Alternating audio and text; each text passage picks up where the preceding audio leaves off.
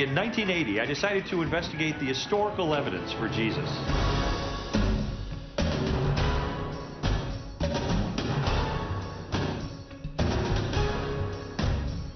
After 21 months of research, I came to the conclusion that Jesus is the unique Son of God and that Christianity is true.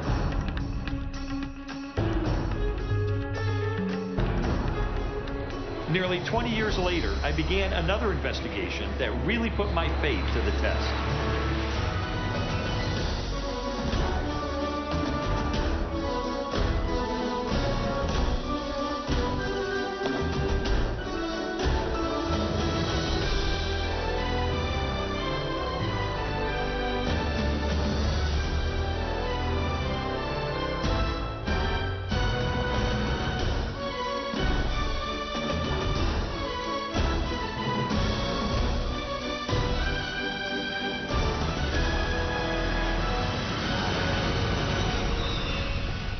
After I became a Christian in 1981, I realized pretty quickly that even though this was the most important decision I'd ever made, it was only the first step in a long spiritual journey. I mean, I was excited about my new faith, and I had this picture of it just growing progressively stronger and stronger. But I discovered that the Christian life isn't always a smooth road. In fact, at times it can be more like a minefield, loaded with many of the same objections and doubts that I had when I was a skeptic.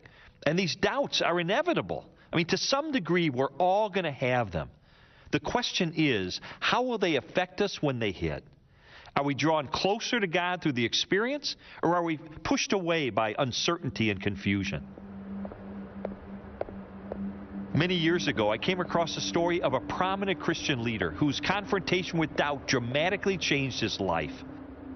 His name was Charles Templeton. On March 18, 1946, Charles Templeton, a pastor from Toronto, Canada, and his close friend, William Franklin Billy Graham, boarded a plane for London, England, and a historic series of Christian meetings. Decades later, Templeton reflected on their friendship and ministry together. Billy and I met in the spring of 1945. It was backstage at a Youth for Christ rally in Chicago. The stadium was packed, and as Billy was being introduced to preach, he leaned over to me and he said, "Pray for me, Chuck, I'm scared to death." Well, that started a friendship that has lasted for over 50 years. Templeton and Graham were soon preaching at Youth for Christ rallies throughout North America. Both shared a passion for the same message, personal salvation through Jesus Christ. In the 1940s, Youth for Christ was a North American phenomenon. The atmosphere was informal and upbeat, and thousands of young people flocked to the meetings. The movement soon attracted worldwide attention, so a team was selected to take our message to Europe. For 5 weeks, Templeton and Graham traveled throughout the United Kingdom, France, and Scandinavia. They shared the pulpit, preaching on alternate nights to large, enthusiastic crowds. When they returned home, many believed that Templeton would go on to become the most successful evangelist of his generation. Yet, despite the effectiveness of his ministry, he found himself facing what he described as a growing dilemma. In the months following our return from Europe, I began to fight a losing battle with my faith. I'd been so busy that there was little time to take stock of my life. But in those occasional quiet moments, the doubts started to surface. You see, I had converted to Christianity as a teenager, and I lacked the theological training necessary to support my beliefs when those inevitable questions hit me. I wanted very much to believe. I had an intense longing for a relationship with God. But slowly, against my will, my mind and reason began to challenge and sometimes refute the things which were most important to me, the central beliefs of the Christian faith. Templeton's doubts attacked the core of his deepest convictions, gradually eroding his belief in the validity of the Bible, the deity of Jesus, and the existence of a loving God. My faith was disintegrating. I didn't have the theological training to deal with the questions that were troubling me. So, in a desperate attempt to find the answers, I decided to return to school. In the fall of 1948, Templeton enrolled at Princeton Theological Seminary. After 3 years of study, he accepted a position with the National Council of Churches. In the next few years, I moved across the United States and Canada, conducting 15-day preaching missions. Everywhere we went, we set record attendance. My days were filled with excitement, but I dreaded the nights. For at night, that was the time when the fears would set in. I would oftentimes break out into sweats, and my heart was pounding. I thought it was going to shake the bed.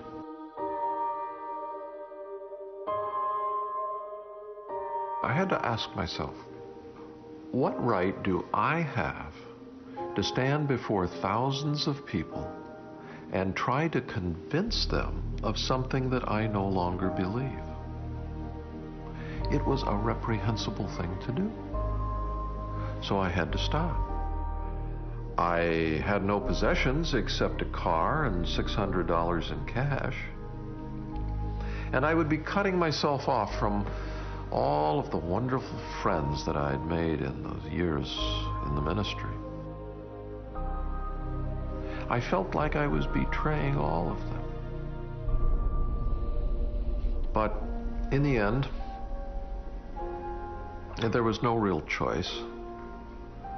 So I packed everything that I owned into a rented trailer, and I started back on the road to Toronto. Templeton remained in Canada for the rest of his life, working as a writer and news commentator. In 1996, he published his final book, Farewell to God, My Reasons for Rejecting the Christian Faith.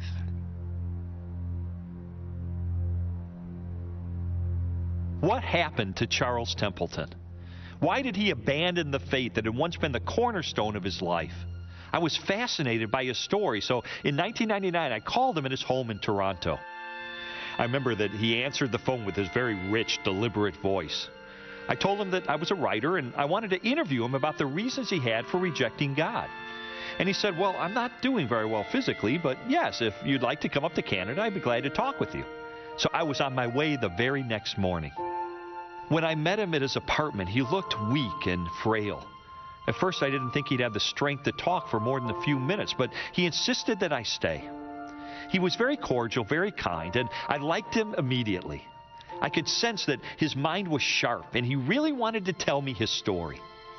He reminisced for a while about his years in the ministry and his friendship with Billy Graham. It was obvious to me that their relationship was still very important to him.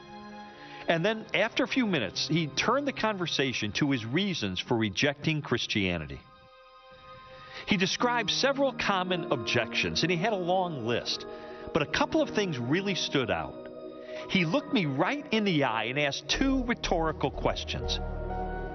In a world with thousands of religions and gods, why is Jesus the only way to salvation? Are we actually supposed to believe that only the Christians have it right? And then, with even more intensity, he asked, how could a loving God, the God of the Bible, create a world filled with evil and suffering? He wasn't looking for a response. He just wanted me to understand these issues that had troubled him for almost 50 years. We talked for another hour, and then I said goodbye. As I drove back to Chicago, I thought about his story all the way home. He was on his way to becoming one of the greatest evangelists of the 20th century, but his faith was destroyed by doubts that I'd struggle with myself.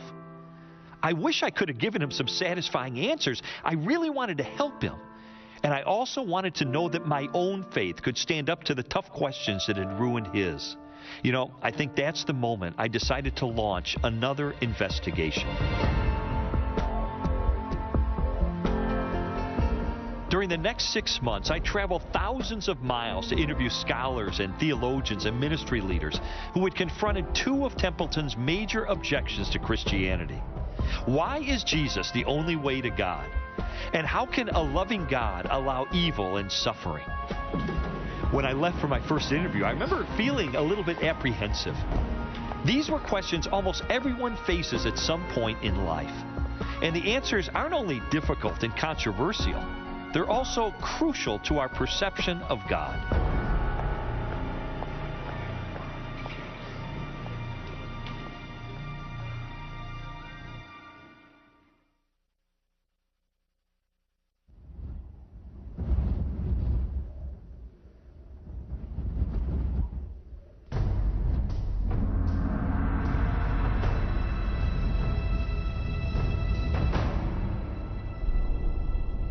Are we to believe only Christians are right? After all, Christians have the audacity to say that there is only one God, theirs, and that the gods of every other people on earth are spurious. The Apostle Paul stated bluntly, "There is no other name under heaven given among men by which you may be saved, for there is salvation in no other." Such an insufferable presumption. Charles Templeton wasn't the only one who felt that Christians were narrow-minded and wrong to believe that Jesus is the Son of God. When I was an atheist, I'd often get angry about what seemed to me to be blatant arrogance. Who do Christians think they are? Why can they judge everyone else? Well, today my perspective has changed, but this idea of there being only one way to God is still one of the biggest obstacles to Christianity.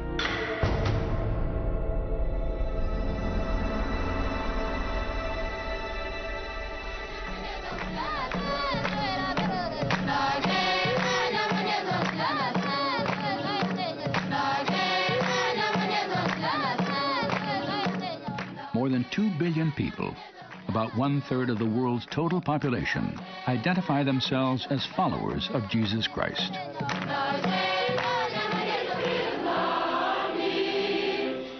At the center of their faith is the controversial and remarkable claim Jesus made the week before his crucifixion.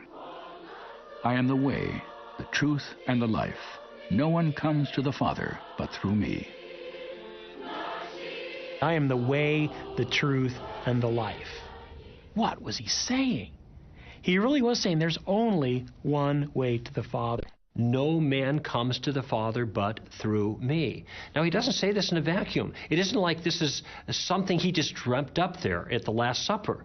This is something that he's been saying in many different ways all the way through his ministry. The truth of the matter is that before Jesus came along, no one was claiming to be the exclusive manifestation of God on earth. This was not only a shocking claim, it was a scandalous claim, and early Jews were not expecting it. You know, it's not a surprise to me that Jesus got himself crucified.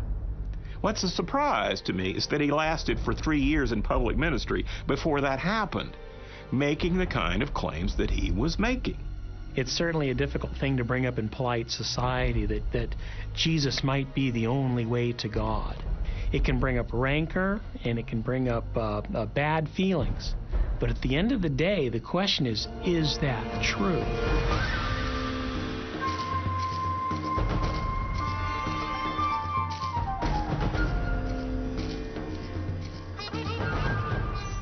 Today, Jesus' claim to be the exclusive path to God is often challenged by the assumption that all religions teach basically the same thing. And as a result, there are actually many ways to salvation. The world religions do agree about some of their surface teachings, but when you get to the core of those religions, they are radically contradictory. Buddha was an agnostic about whether there was a God. In fact, a major strain of Buddhism does not believe that anything exists, much less God. Hinduism says that there are 330 million gods. Islam says that there's one God, and the greatest evil that can be conducted is to believe that God is a Trinity and Jesus was the Son of God. For Christians, that is the most important claim. Now, they can't all be right. They could all be wrong, but they can't all be right because they contradict one another. I mean, think about it. Christians say that Jesus is the Messiah. Jews say that he's not. Either Jesus was the Messiah or he wasn't the Messiah, and if he wasn't the Messiah, the Jews are right and the Christians are wrong.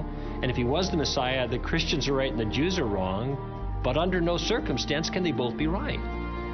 As one person put it, all religions are basically the same, except for the area of God and salvation and the problem of man and the afterlife and that kind of stuff. It turns out on the big issues, they're very, very different. They can't all be true.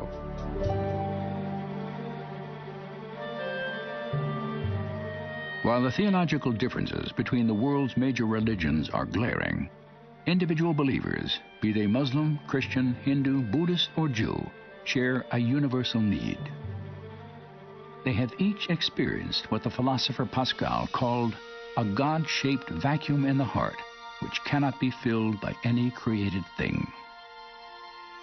In dealing with religious studies at the graduate level, one thing we were pretty certain of, scholars across the board, that maybe human beings ought not to be called Homo sapiens, the wise man, but rather Homo religiosus, right, the religious man. Well, why is that? Because no matter where you go, there is this religious upwelling. Human beings have a sense, deep down and across the board, that they are in some way not right with the universe. What they're really sensing is they're not right with God. They sense their guilt, alienation, separation from God. We hunger for a purpose and a meaning in life that goes beyond us. We need empowerment to live the kind of life we know we should, but we can't on our own. Jesus' identification of these problems and his solution to them is more profound than any other religion. This is why Christianity makes so much sense, because it offers a solution to the genuine problem. And it doesn't sugarcoat it, it doesn't candy coat it, it doesn't look past the real problem. It identifies it for what it is.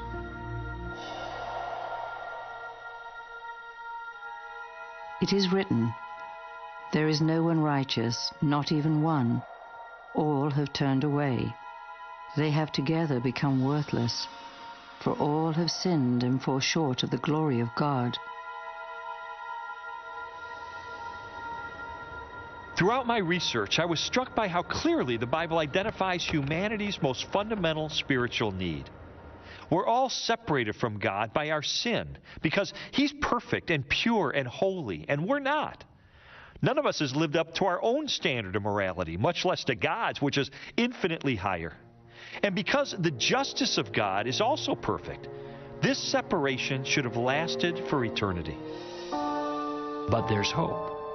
God didn't just leave it at that, though He might have. Out of love, He reached down with a rescue effort. And the rescue effort wasn't just to toss some teaching our way and hope that we would live better lives, but the effort entailed, and this is where Christianity is absolutely unique, the effort entailed God becoming a man Himself to communicate in the most clear form possible His intentions and desires, and to make a sacrificial provision for pardon for man's crimes against God.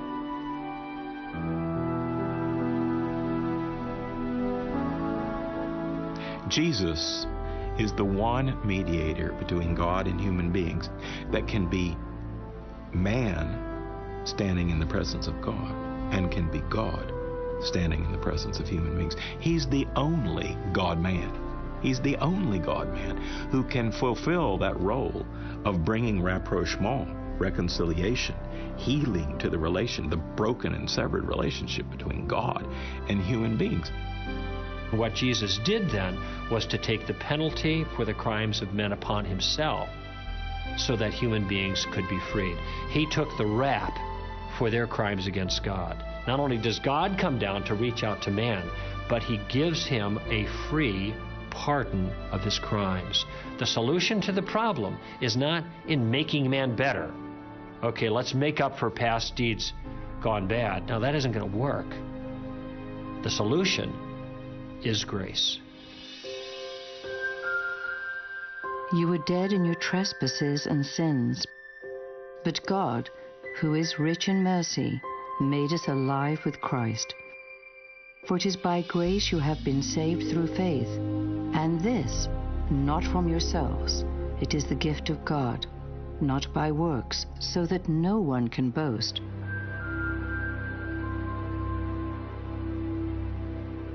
Among the world's religions, the Christian doctrine of grace is absolutely unique. You see, grace means that there's nothing we can do ourselves that qualifies us for salvation. Outstanding moral behavior or a lifetime of good works, they're not going to get the job done. That's because God's forgiveness is a gift that we can never deserve and we can never earn. The grace of God is a way of referring to the fact that when God loves us, when God does good things to us, when God sends Jesus Christ into the world, when God gives us His Spirit, this isn't as a reward for something that we have earned. It isn't because we have twisted God's arm. It is simply because God loves us, and He loves us lavishly, and He wants to make that lavish love a present reality in our lives.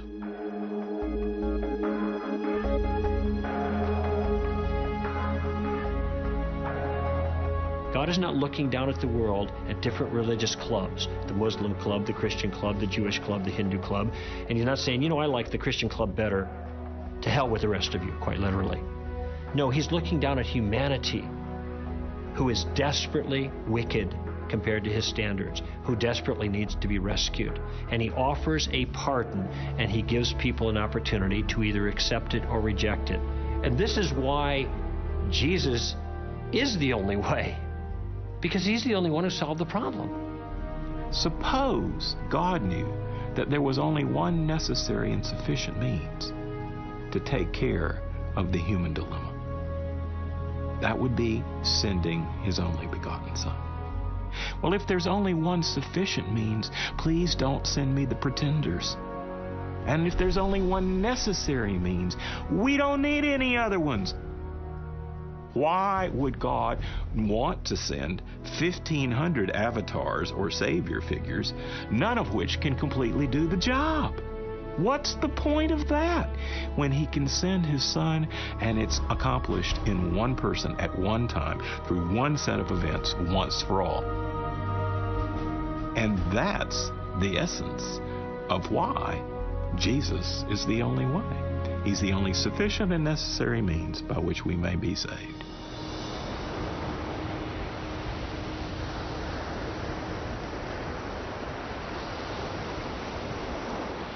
The uniqueness of Jesus is magnified when His specific claims and teachings are compared with those of history's other religious leaders.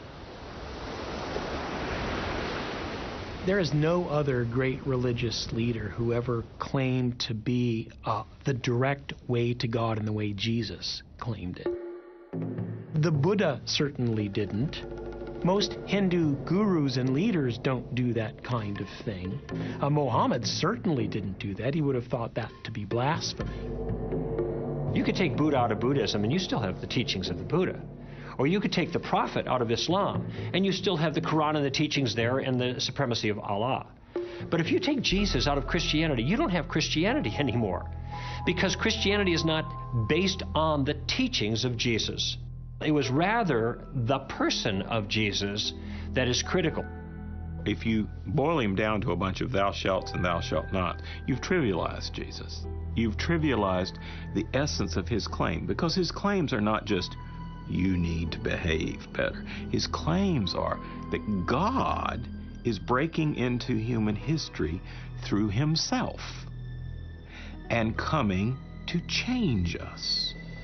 The gospel, the good news, is that the kingdom of God, the divine saving activity of God, is at hand in the person of Jesus, and you'd better pay attention, because if you don't, all of the ethical teaching of Jesus is not going to do you a whit of good. You have to respond to the good news about Jesus who's come into this world. In his classic book, Mere Christianity, C.S. Lewis explored the identity of Jesus and the popular opinion that while He was a great moral teacher, we cannot accept His claim to be God. A man who was merely a man and said the sort of things Jesus said would not be a great moral teacher. He would either be a lunatic or else he would be the devil of hell. Either this man was and is the Son of God, or else a madman, or something worse. You can shut him up for a fool, you can kill him as a demon, or you can fall at his feet and call him Lord and God. But let us not come with any patronizing nonsense about his being a great human teacher. He has not left that open to us. He did not intend to. When someone says Jesus was just a great moral teacher, that's rather like saying, Mozart wrote some rather pretty tunes. Just say, well, yes, he did write some pretty tunes, but if that's all you can hear in his music, then you need to sit down and learn what those symphonies are really all about. And saying Jesus is just a great moral teacher is a way of disinfecting him, of saying we can have him on our terms rather than on his terms. And actually, Jesus is not easy to grasp if you do it like that. That's like saying the only bit of the Mozart symphony that I'm actually going to think about is the bit that I can whistle on my way home from the pub. Well, best of luck.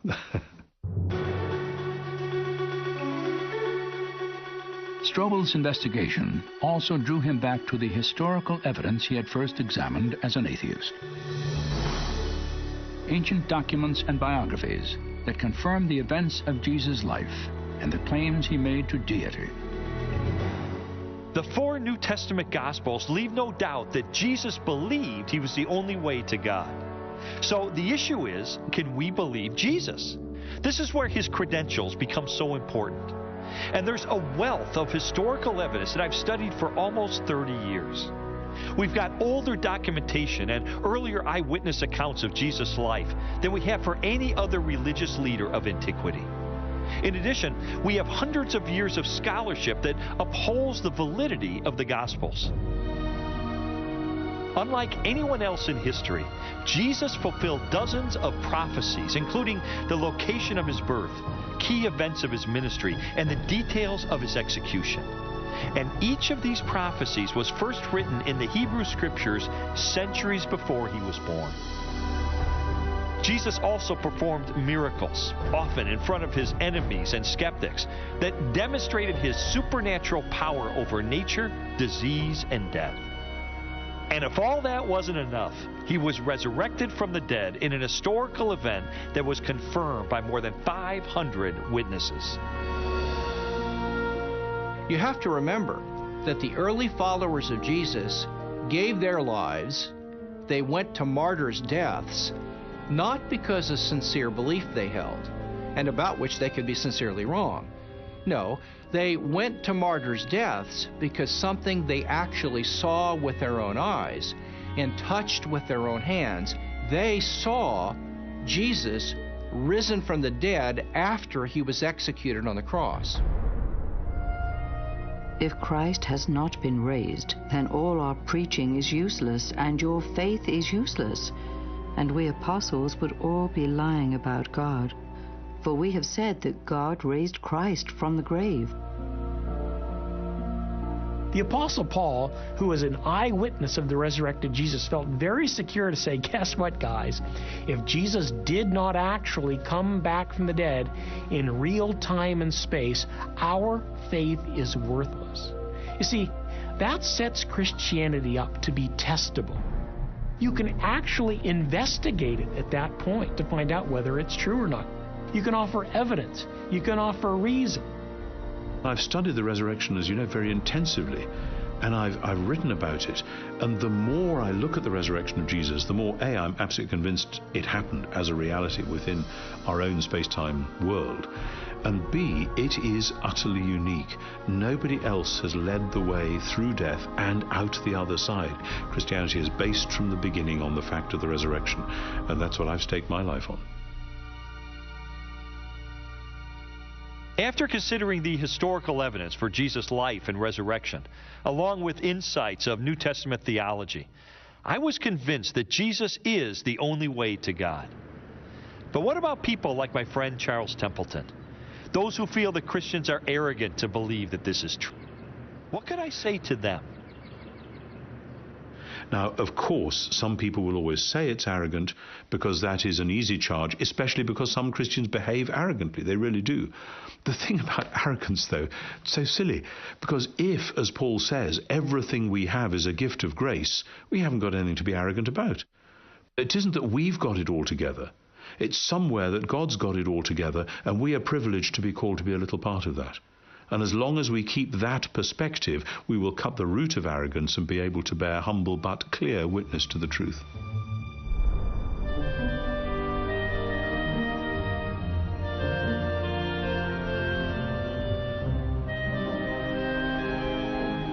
Christianity has been defined as one beggar telling another beggar where to find bread. And I think that's a wonderful illustration. We were sinners living in rebellion against God, and we found forgiveness and grace through Jesus Christ. And we just want to pass this truth on to the rest of the world. The way to any truth is often narrow and specific. And because of his sinless life and divine nature, Jesus is the only one qualified to pay the penalty for our sin. He alone can reconcile us to God. And that's why when Jesus said, "I'm the way, the truth, and the life. No one comes to the Father but through me," we can trust him with confidence and with humble and grateful hearts.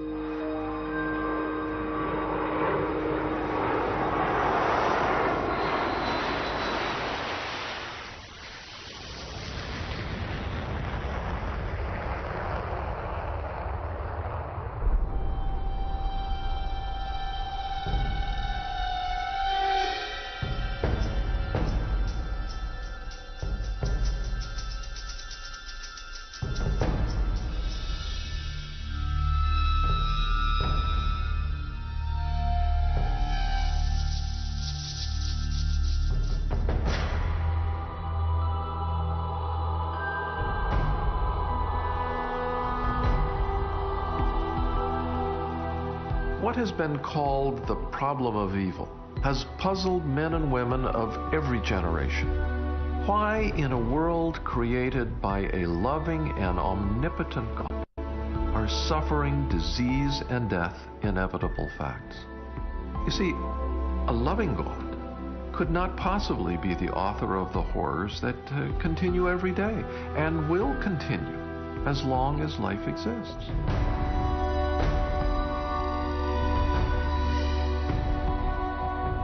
It's an inconceivable tale of suffering and death. And because it's a fact, it is obvious there cannot be a loving God. Cannot be.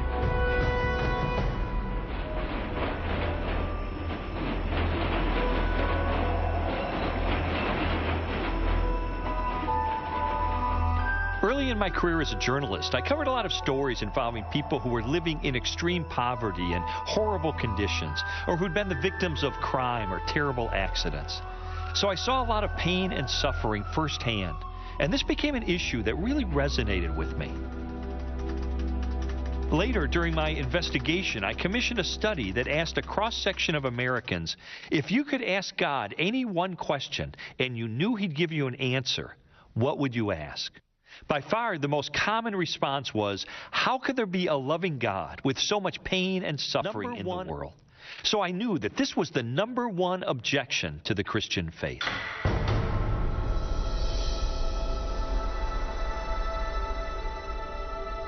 What a lot of people don't realize when the problem of evil comes up is that everyone has to deal with it. This isn't just a problem for me as a theist. Every human being walking the face of this earth is aware of evil in the world, and everybody has to, from their perspective, from their worldview, offer a solution to it. The real question is who has got the best answer in the context of their worldview. Which worldview has the best resources to help deal with this problem? And here I think the biblical worldview excels.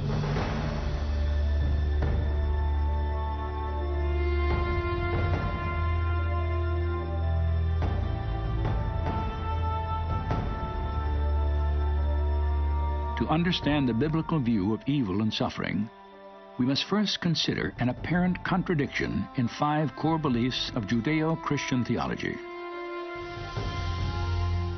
God exists. God is all good. God is all-knowing. God is all-powerful. And there is evil in the world. It appears that there's a conflict between God's goodness and God's power. If he was good, he'd want to get rid of all evil in the world, and if he is powerful, he'd be able to, but evil exists, and therefore he's either not good or he's not powerful. That's a pretty good argument, and I think the only way of answering it is to show that the terms are ambiguous. We don't fully understand what God or good or all-powerful or all-wise mean. We partly understand them. So we have to make some distinctions. Yours, O Lord, is the greatness and the power and the glory and the majesty and the splendor. For everything in heaven and earth is yours. You are exalted as head over all. There's a lot of confusion about what it means to say God is all-powerful. Many people think that means God can do anything. But the Bible is very clear that there are a lot of things God can't do. For example, the Bible teaches that God cannot swear by a name greater than himself. The Bible teaches that God cannot lie. It isn't that God just chooses not to lie, it's that he can't lie. C.S. Lewis once said, can a mortal ask questions that God finds unanswerable? And he said, yeah, quite easily. Is yellow square or round? And how many hours are there in a mile? And if you extend that a bit, yes, God can't make a square circle. So there are all sorts of things that God can't do because they be illogical or nonsensical. So when we talk about God being omnipotent, what we mean is God can do anything power can do, but we don't mean God can violate the laws of logic and do something contradictory. God's power and the existence of evil are prevailing themes in the opening chapters of Genesis. In the beginning, God created the heavens and the earth. And God saw all that he had made, and it was very good.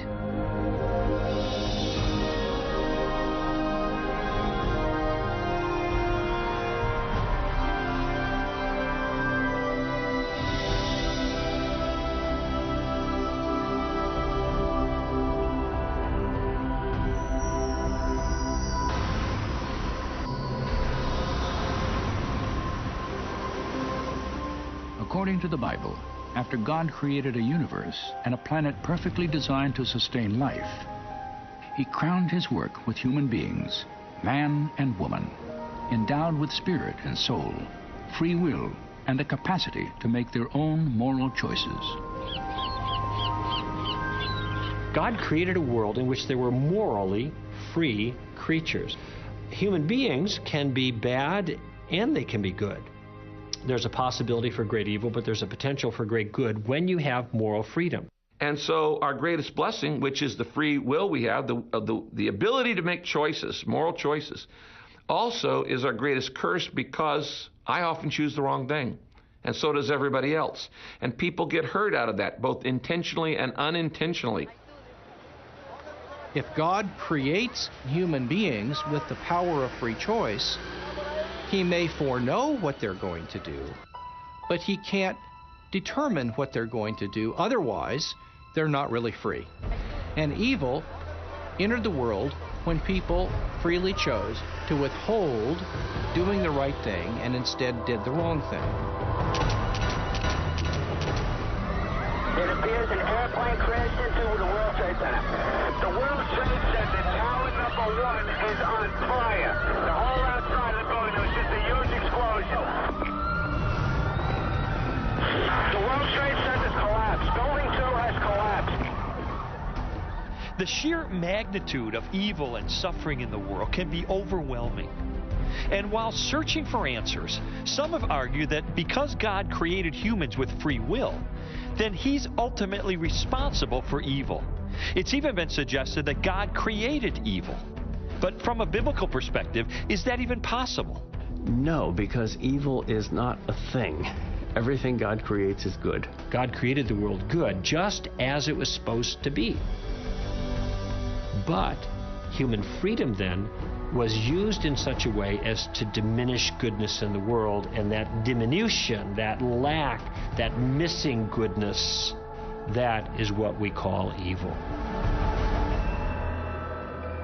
So evil is a lack of goodness. It is goodness spoiled. You could have good without evil, but you can't have evil without good.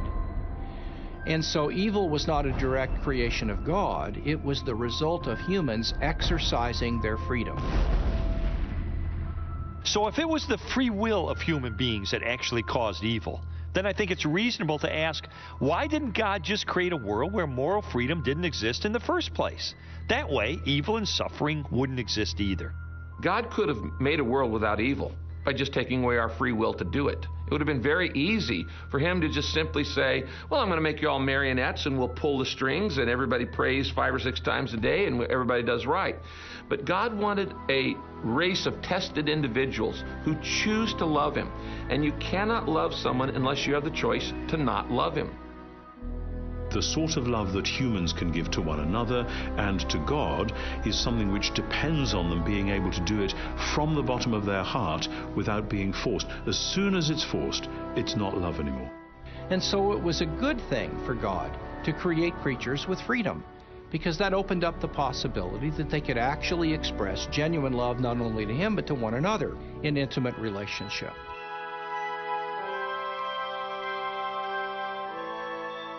"1,600 years ago, St. Augustine wrote, "Since God is the highest good, he would not allow any evil to exist in his works unless his omnipotence and goodness were such as to bring good even out of evil." Theologians and scholars have long pondered and debated this question. Does a loving God use evil and suffering to accomplish a greater good? I don't know why suffering can't be compatible with God's love. People have this idea that real love rescues from all pain. I ask people when they raise that issue, I say, are you a parent? Do you have children? Do you feel that your love for your children requires you to rescue them from every bit of pain? Have you never let them struggle through a difficult thing on purpose for a good reason? Of course there's an impulse to rescue our kids. We don't want them to suffer egregiously. But there are times when we know that it's appropriate to let them suffer in the circumstances for their own good, because a greater good is in view. And we have clues in our own lives. I think almost all of us can look back at some suffering in our past life and say, while I was in this, I didn't understand why God allowed it. And it was a real threat to my faith. And now that I see that it made me stronger, I do understand it.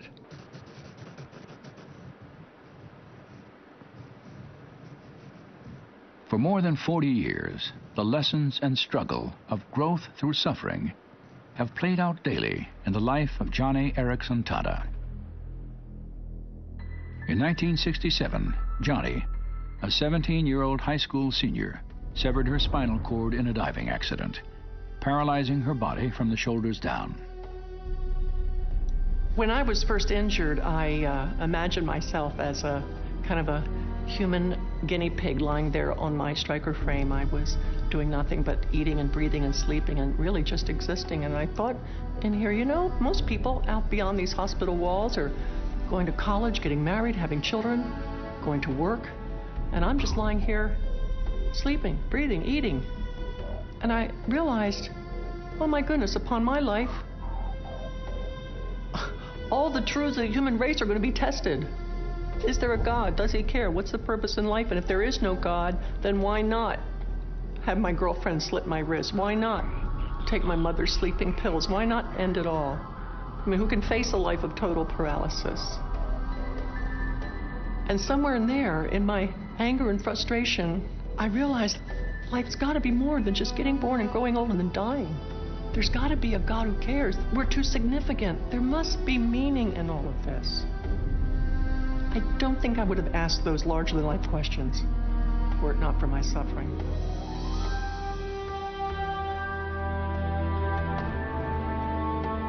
In the decades following her accident, Johnny's life has been marked by extraordinary accomplishment. Through her artwork, music, books, conferences, and radio and television programs, she has inspired millions of people throughout the world. In 1979, she founded Johnny and Friends, an international ministry that has taken the love and hope of Jesus to the disabled and their families. Through it all, she has intimately known both the pain of suffering and the presence of God. There are a lot of people who think I'm a strong person, and I'm not. I am such a weak person. I wake up in the morning, and honestly, I think, oh Lord, I don't have the strength for this. I am so tired. I am so tired of this paralysis. But when I start to feel overwhelmed, I'll say, oh God, I have no strength for this day, but you do. I have no resources, but you do. May I please have your resources? May I please have your strength? I can do all things through you if you strengthen me. Please let me borrow your smile for the day.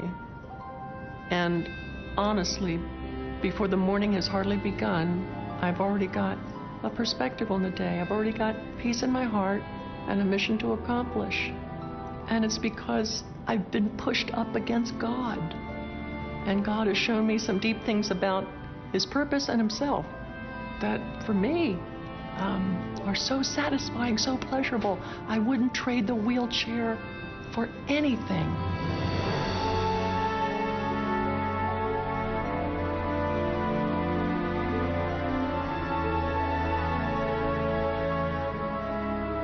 To ask why a good God would allow suffering is to ask why a good doctor would put a needle in the backside of an infant to inoculate him. The infant doesn't understand it. All he knows is that it's horribly painful.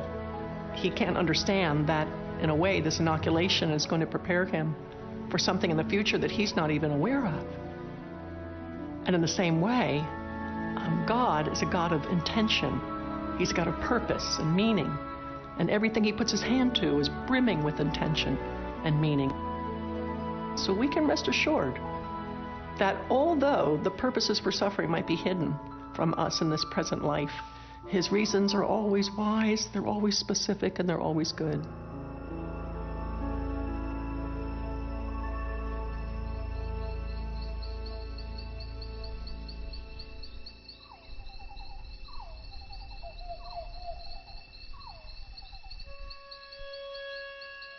Perhaps the supreme demonstration of God's use of suffering and evil for good was revealed in the death of Jesus.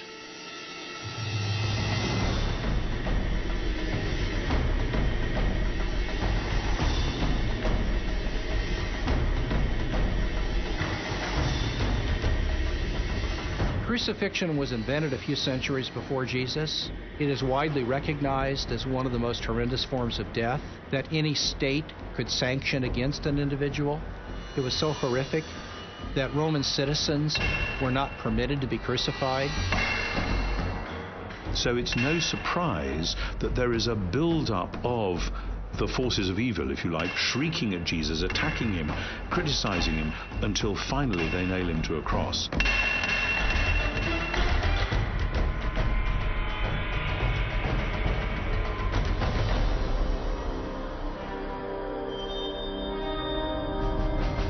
They came to a place called Golgotha, which means the place of the skull. There, 2 robbers were crucified with Him, one on His right and one on His left. Those who passed by hurled insults at Him, shaking their heads and saying, "Save yourself. Come down from the cross if you are the Son of God."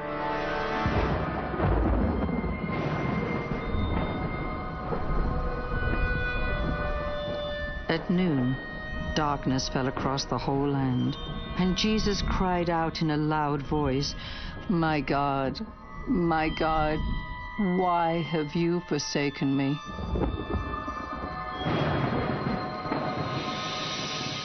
And He suffered, the Bible tells us, great emotional and spiritual agony because He experienced separation with His Father, and He experienced the actual sin of the world in His own conscious life and what it was like to feel and experience that evil and hurt.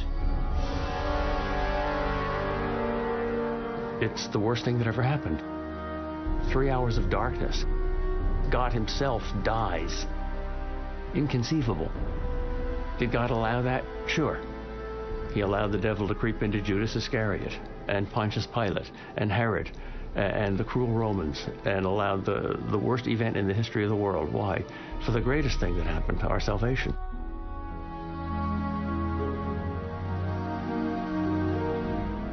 That injustice was redeemed by an all-wise, all-knowing, all-loving, all-powerful God. He could take those kinds of things and he can turn them in to the greatest goodness imaginable, the salvation that would be available only through him.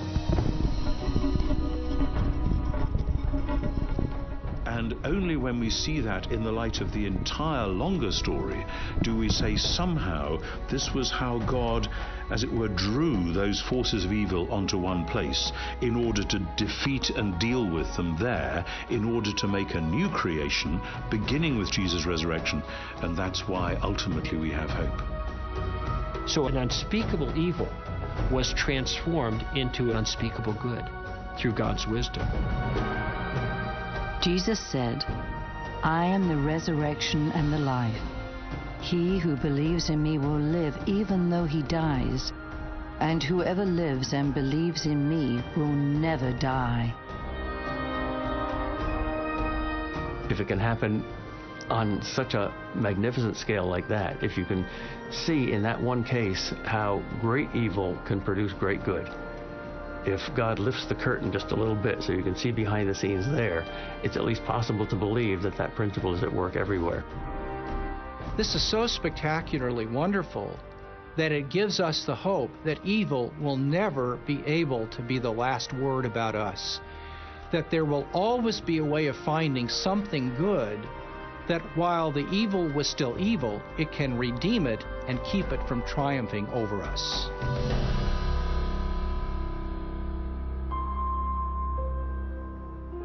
And Jesus answered, I have told you these things, so that in me you may have peace. In this world you will have trouble, but take heart. I have overcome the world. That's a powerful statement. Jesus is acknowledging that because of the acts of humanity that open the door to evil in this world, we have pain, we have suffering. He doesn't try to cover it up. It's an inevitable part of life. And yet he tells us something else in that passage that's even more important. He says, I have overcome the world. You see, we have real hope. Hope that's based on the central doctrine of Christianity. God became a man and entered directly into the suffering of the world. When God became incarnate in Jesus, we are told that Jesus experienced the very same kind of heartache and suffering without sin, I admit, but Jesus was finite, and he was subjected to thirst and hunger, to aggression, to hostility, to tragedy. And when Jesus stretched his hands out on the cross, he was saying, I love you this much. I love you so much it hurts. I love you so much I'd rather die than live without you. And those nails that went through the palms of Jesus went straight into the heart of God. There's a wonderful hymn which we sometimes sing, which has a line, and when human hearts are breaking under sorrow's iron rod, then they find that self-same aching deep within the heart of God. And that's a wonderful sense. God in Christ has been here. He has taken it. He knows what it's like. He is not unable to sympathize. He is on all fours with us. I mean, Jesus was the most God-forsaken man who ever lived, so that he might in turn tell us, I'll never leave you, I'll never forsake you. That tells me God feels, he empathizes, he cares about my pains. He felt the sting in his chest first, and that encourages me when I hurt.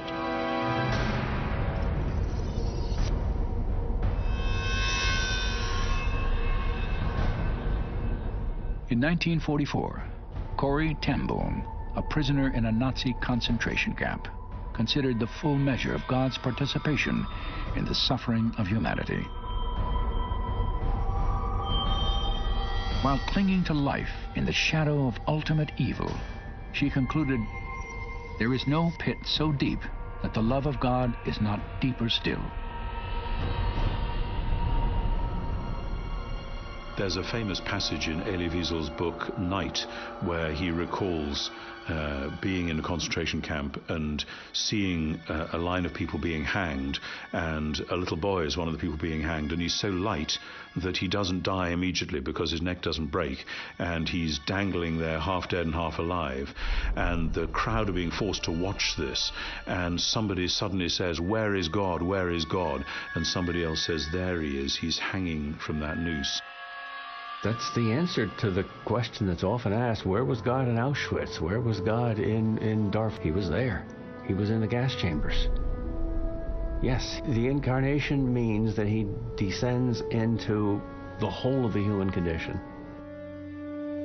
God is there at the heart of the mess and taking the worst onto himself.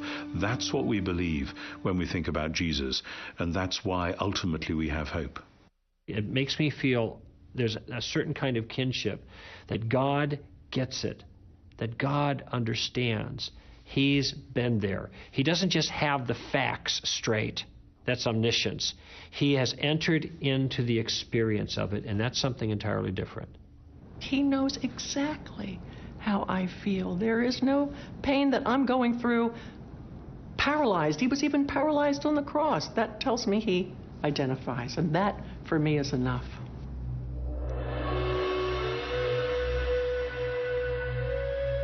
The Christian response to the problem of evil and suffering was perhaps best summarized by the Apostle Paul.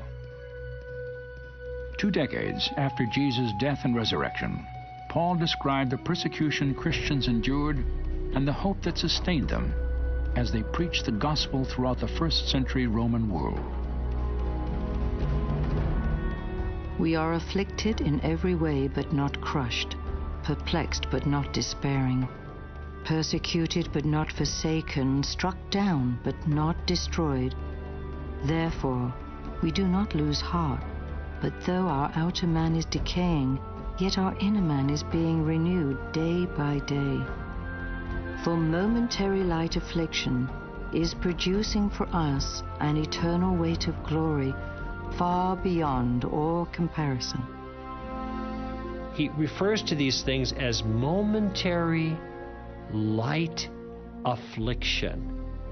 What, Paul, are you crazy? Momentary light affliction? Well, we understand when we read further, because he goes on to explain that these are momentary light afflictions in comparison to something else, because these afflictions, and he's very particular about his words, are producing for us an eternal weight of glory beyond all comparison. And you see, there's this subtle theme through the New Testament that helps us understand this problem of evil as followers of Christ. That God can cause all these things to work for good in our lives because we love Him. We're called according to His purpose. And these have a transforming impact on us so that when we get to heaven, we are actually different people than we would have been if we had not gone through these things. These momentary light afflictions are producing for us the eternal weight of glory. If you only lived this life 80 and then you died and that was the end of it, the kind of hostilities and hurts that we have in this life would be writ large. Their significance would be stunning indeed. But from the vantage point of life forever with God in heaven, the harms and hurts that happen to us in this life, though still real and still important, are shown to be so insignificant compared to the glories and the joys we're going to experience in the afterlife, that from the vantage point of that perspective, they are well worth it.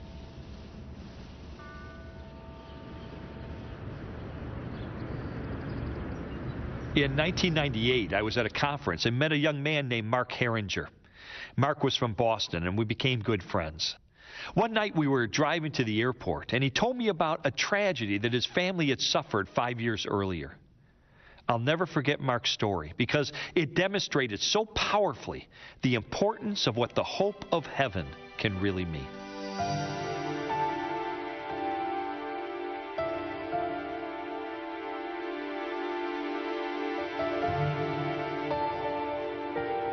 It was January 16th of 1993. In Boston, it snows a lot, and so you're shoveling your driveway constantly. We had gone to the supermarket that morning, and while we were at the supermarket, it was actually snowing. So I got home kind of irritated and said, honey, why don't you park the car out in the street here? I'll just clean off the driveway. And our two kids were with us, our son, 3 years old, and our daughter, Lauren, who was 18 months old. I jumped out of the car, got a shovel, the kids jumped out with me, and I asked my wife to move the car to a easier spot for us to clean out the driveway, and she did, and she said, make sure you keep an eye on the kids. And my son immediately went with her into the car, and my daughter was with me for a few moments, but what I hadn't realized was that she actually wanted to be in the car also. And so as my daughter was running to the car, she was trapped under the front wheel of the car. There was a brief scream of pain, and I immediately ran out, and to any parent's horror, they see their 18-month-old daughter under the front wheel of a 2,000-pound car was overwhelming. She died instantly, as we found out later. I actually took the last breath that she ever breathed on this earth out of her lungs. And we drove to the emergency room at the hospital, hoping and praying that things might be different, but they weren't. And within an hour or so, they had pronounced her dead.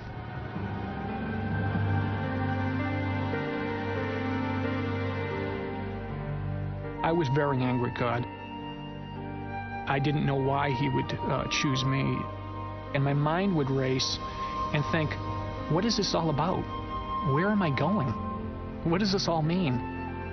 Do I take my life? Do I go through a divorce? We had a 97% failure rate within the first 2 years when there's a death of a child and the parental involvement. What would that mean? Would that bring some closure to that? What would be a life of anger and despair at God? Those options are not good ends. The struggle during our pain here was I had to make a decision. Am I going to accept or reject this situation that I'm in based on not knowing the end game, or not knowing all the answers? I was given a Bible, my very first Bible, on Christmas 3 weeks before the accident. And that Bible was to become the thing that kept me alive. There were drugs and various things that people gave us to try to calm us down during this difficult few weeks, but it was actually holding the Bible and reading it was the thing that actually comforted me the most. I actually slept with my Bible for about 9 months every night. What I was struggling for was the reality of Jesus, the reality of somebody who knew suffering, who was going to be there, who had experienced this himself.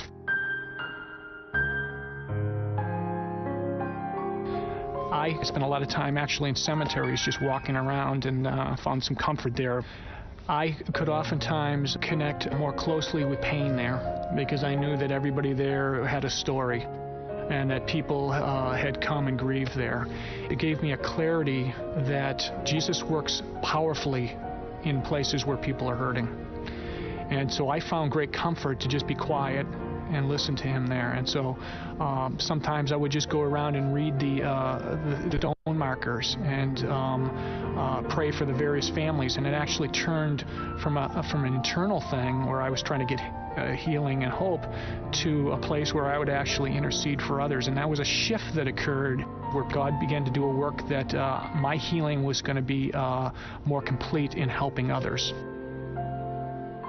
We had 5 neighbors who lived next to us, directly next to us when the accident happened.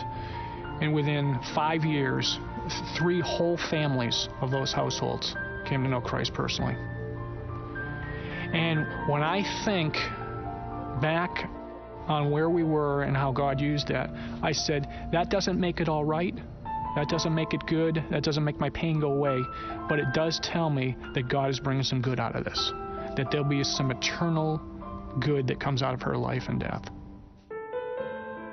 Your answer at this tough time is you are naked, you are stripped down raw. You have to make a decision. Which road are you going to take? Where are you going to go in your faith? And I think evil and suffering drive us to those points where we have to make those naked decisions. We have to make those raw decisions that give us nowhere out, nothing to hold on to. We're just there before Him. And that's what real faith, I think, is. Not knowing the future, but understanding enough now to make a decision that will change the future in our lives. If I look at it through my own experience, I think I would drive it to the point to say that God is in control of all things, and nothing is beyond His reach, nothing is beyond His ability to control. The joy is knowing that this is just temporary, that there's something much more. The eternal perspective changes things because it takes the focus off of my experience now and puts it in a different level, a different realm. The Bible says heaven will be a place where there's no more tears or pain or crying or death. Okay, so if that's true, then the hope is that these things will be resolved and that we'll understand, or we'll have more clarity that we don't have now.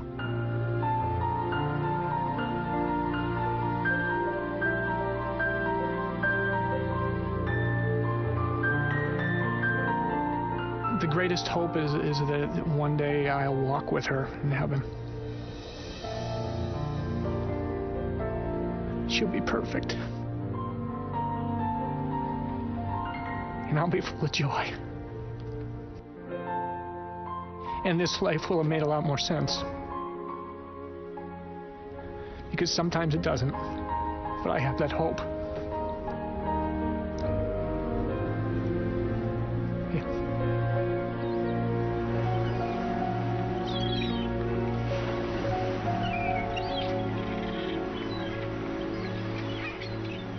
Philosopher and atheist Bertrand Russell once said, "No one can sit at the bedside of a dying child and still believe in God." Now, on the surface, that sounds like a pretty strong argument against the existence of a loving God. But as Christian philosopher William Lane Craig has pointed out, what is Russell going to say when he's kneeling at the bed of the dying child? Too bad? I'm sorry? That's the way it goes? You see, as an atheist, Russell has nothing else to offer. Because if there is no God, then we're all trapped in a world filled with senseless and unredeemable suffering, with absolutely no hope of deliverance from evil. But for the Christian, God does exist.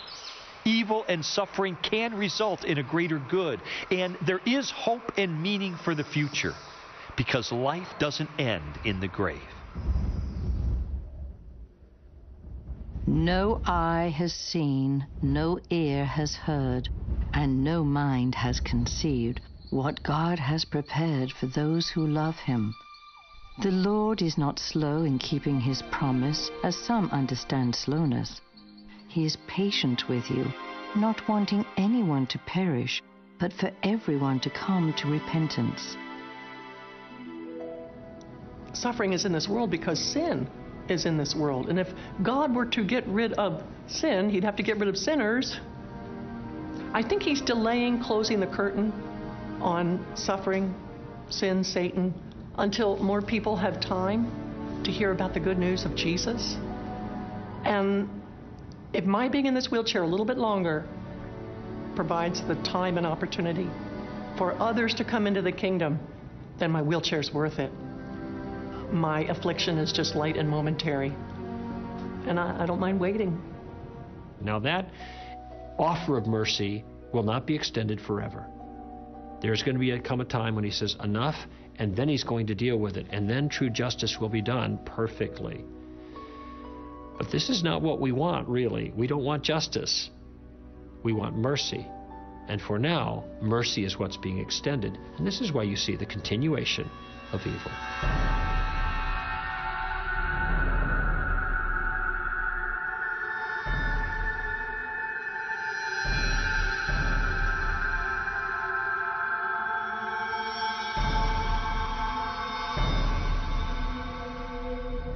There is so much we don't know about evil, pain, and suffering that many times I think we're people groping in the dark trying to make sense out of it. But God gives us enough to see, to help us to keep on going, and to redeem the pain and suffering we have so it doesn't defeat us. If all I was looking at for the evidence of God was just the problem of evil, sure, I'd say, gee, that's a no-brainer. There is no God. He would never allow these kinds of things.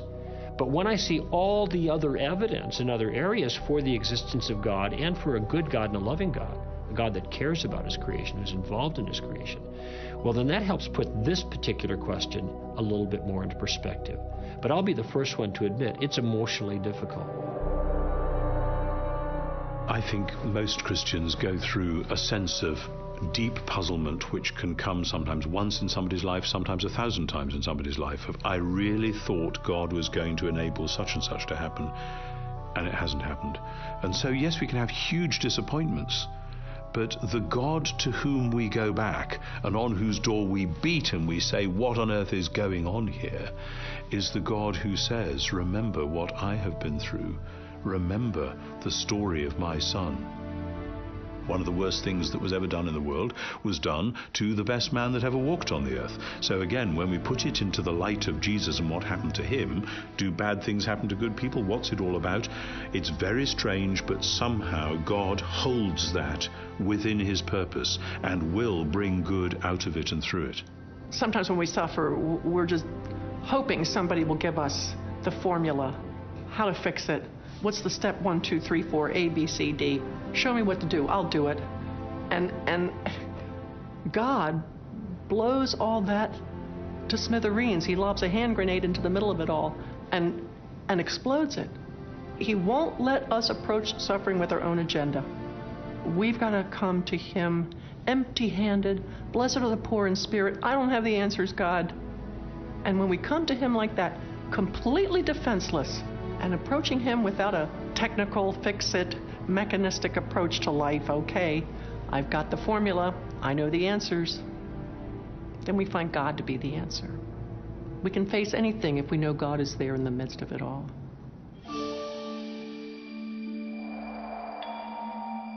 I examined the biblical view of evil and suffering for many months, and honestly, I think I could spend the rest of my life trying to understand it all.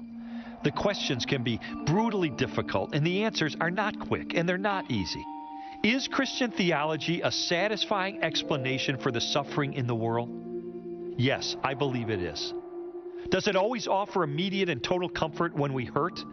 No, not always.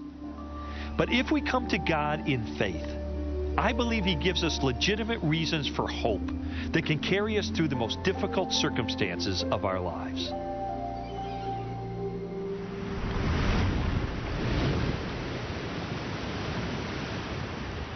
How could a loving God allow evil and suffering? And why would he offer only a single pathway to salvation?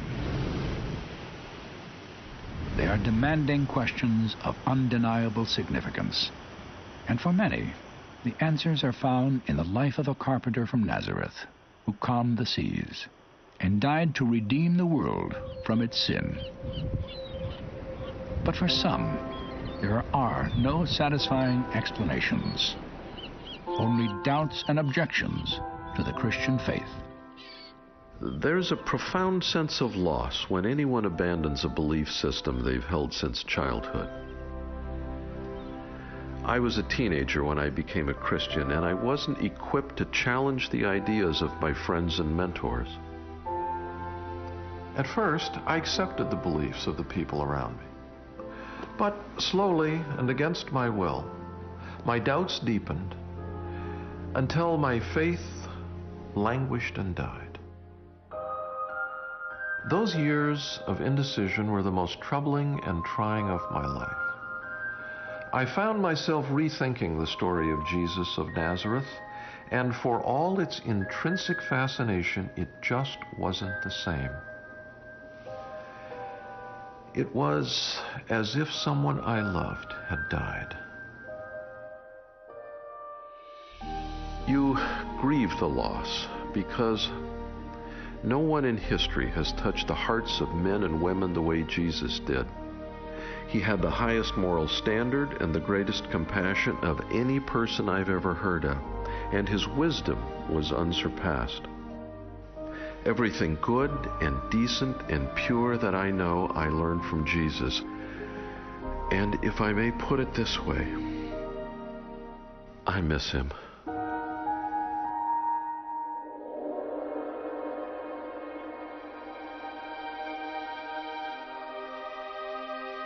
On June 7th of 2001, Charles Templeton died in Toronto, Canada. For me, the news brought back strong memories of his life and his struggle with Christianity, especially his objections to the existence of evil and Jesus' claim to be God. A year before his passing, I completed the manuscript of my book, The Case for Faith. I sent him a copy and included a letter wishing him well and encouraging him to keep an open mind toward the evidence for Jesus. I knew his doubts were heartfelt and not easy to reconcile, but I believe God could give him satisfying answers and that ultimately Christianity could stand up to his toughest objections. Before I sealed the envelope, I added a postscript, a promise from Scripture that had helped me when I'd struggle with doubts of my own. I wrote, "Chuck, I hope you'll take to heart the words of Proverbs 2. If you scream for insight and call loudly for understanding, if you search it out as you would him to you, then the Lord will be awesome to you, and you will come into possession of the knowledge of God."